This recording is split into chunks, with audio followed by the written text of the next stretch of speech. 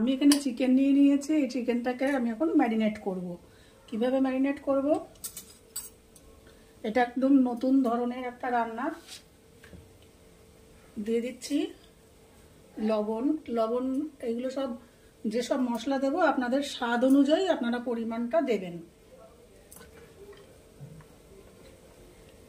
দিয়ে দিচ্ছি 2 চামচ আদা বাটা, 2 চামচ রসুন বাটা। আচ্ছা, আদা বাটাটা আরেক চামচ দিয়ে দিই, একটু কম হয়ে গেল আদা বাটা। এবারে দেব কাঁচা লঙ্কা বাটা, এটাও আপনাদের স্বাদ অনুযায়ী দেবেন, কে কেমন ঝাল খান সেই অনুযায়ী দেবেন। আচ্ছা, এবারে দেব হলুদ, 1/2 চামচ মতো হলুদ।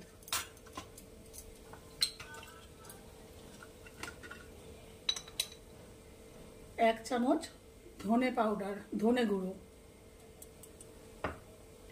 আচ্ছা, আর 1/2 চামচ দিয়ে দিই, এখানে তো বিশেষ কিছু মশলা পড়বে না। 1.5 চামচ দিলাম ধনে গুঁড়ো। 1 চামচ দিচ্ছি গরম মশলা গুঁড়ো, 1 চামচের একটু কম, এই চামচটা তো এমনিতেই ছোট,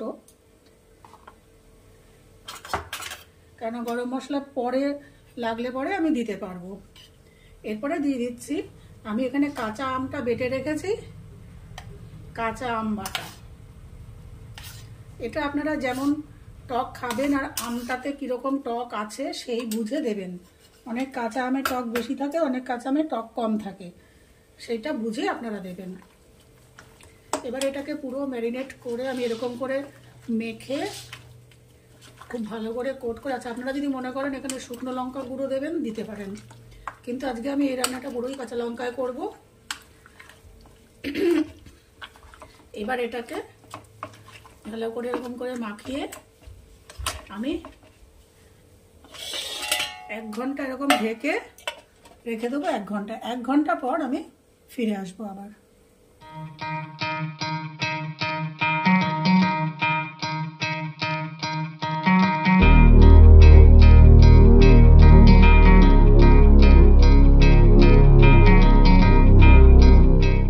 আমি গ্যাসে একটা কড়াই দিয়েছি, কড়াইটা গরম করে দিয়ে দিচ্ছি সাদা তেল বা রিফাইন্ড অয়েল, আপনারা এটা সর্ষের তেলও করতে পারেন। তেলটা গরম হোক। এবারে দিয়ে দেব পেঁয়াজ কুচি। আমি এখানে 3টে ছোট পেঁয়াজ কুচি করে নিয়েছি। এবার এটাকে একটু ভেজে নেব, পুরো লাল করে ভাজবো না, হালকা ব্রাউন, লাইট ব্রাউন করে একটু ভেজে নেব। এখানে পেঁয়াজটা হালকা ভাজা হয়ে গেছে। এবারে এই ম্যারিনেট করা মাংস আমি এর মধ্যে দিয়ে দেবো।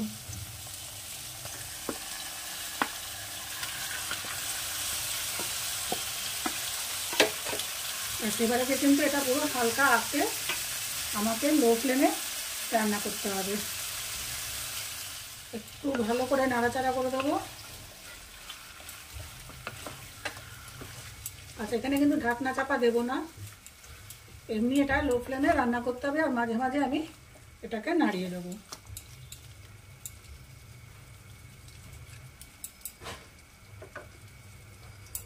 এবারে আমি এর মধ্যে দিয়ে দেবো 1 চামচ কাশ্মীরি লাল লঙ্কার গুঁড়ো, আর এখানে একটু লবণ দিতে হবে, সেজন্য আমি আর দিয়ে দিলাম 1/2 চামচের একটু কম একটু লবণ। আমি টেস্ট করেছিলাম, লবণটা একটু কম লাগলো। আপনারা আপনাদের স্বাদ অনুযায়ী লবণ ঝাল এটা দেবেন।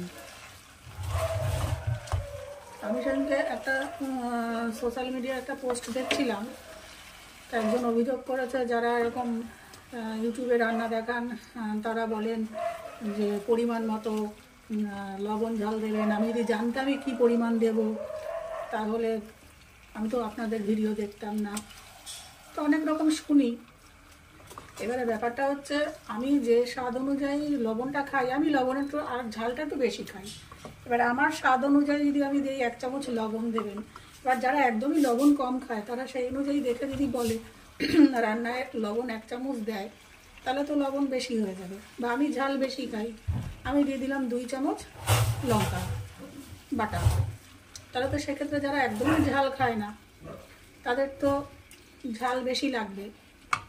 এটা একটু বুঝে দিতে হয়, কারোর ওপর এটা একটা সম্পূর্ণ নিজস্ব মানে ব্যাপার, যে আপনারা কতটা ঝাল দেবেন, কতটা লবণ দেবেন, মশলা আপনারা হালকা খাবেন না একটু স্পাইসি খাবেন, একটু মশলাদার খাবেন, এটা ব্যক্তিগত ব্যাপার।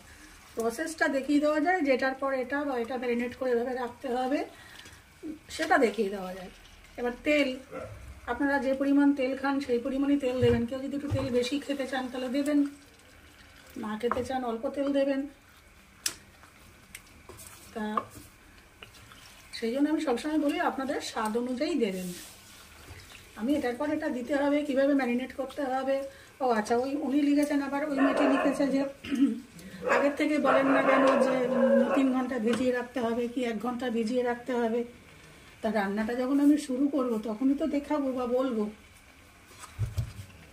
অনেক সব একটা পোস্ট করেছে দেখলাম, কারো হয়তো ভিডিও দেখে ওর হয়তো খারাপ লেগেছে, সেই জন্য। কিন্তু এটা একটা বেসিক ব্যাপার, বেসিক নলেজ, যে আমি যেরকম খাই লবণ ঝাল মশলা যেরকম খাই আমাকে সেরকম ব্যবহার করতে হবে। আচ্ছা, এবার এভাবে লো ফ্লেমে এটাকে আমি হতে দেবো। মিনিট 5 লো ফ্লেমে রান্না করার পর মাংস পুরোটাই সেদ্ধ হয়ে গেছে। এইবারে দিয়ে দেবো একটু কুচনো ধনে পাতা।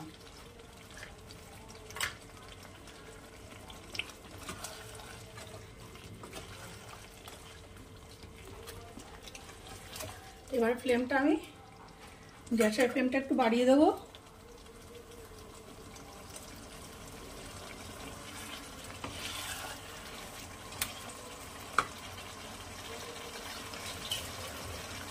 একদম নুন মিষ্টি এখানে একদম প্রপার আছে। দিয়ে দেবো একটু চিনি।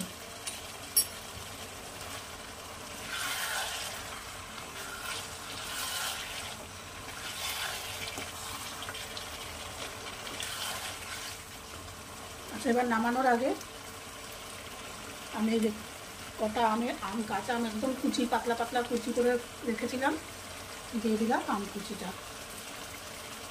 কাঁচা আম একদম কুচি করে রেখেছিলাম। এটা এবার আবার একটু মিনিট খানেক একটু হাই ফ্লেমে করবো, করে নামিয়ে রাখবো। এটা আপনারা পোলাও, ফ্রাইড রাইস, পরোটার সঙ্গে এটা খুব ভালো লাগে খেতে।